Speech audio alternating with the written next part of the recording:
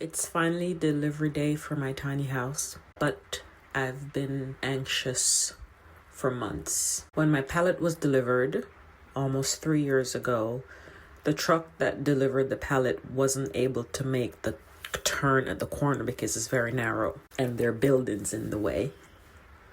So I've been very nervous about the tiny house delivery, wondering if it'll be able to make the turn at the corner. Even before ordering the tiny house, I wanted to get feedback from the tiny house company to see if it would be something that could be delivered. I sent them videos of this corner and another access point through the woods. Didn't get a lot of feedback, but I also knew that I needed a tiny house, and I've seen them delivering tiny houses before. Well, different companies with a crane, like lifting it with a crane.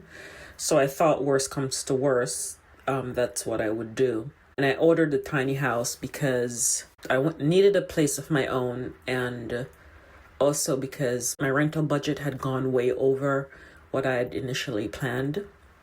The tiny house was never on list of possibilities for when I decided to move to Portugal. I wanted to get a granite barn, a stone barn, and build it up into a little cottage, but that didn't work out.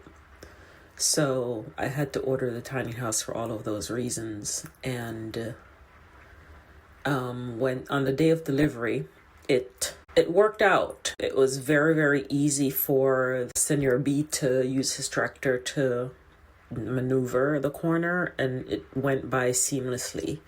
After the house was delivered, I sat in with two of my friends and just talked about it for a little bit, but I didn't do anything in the tiny house for a couple of days. I worked on the land, and then I finally, after a few days, I decided to come inside and actually start doing work. But I had to get rid of all of the angst out of my body that I've held for months about the delivery.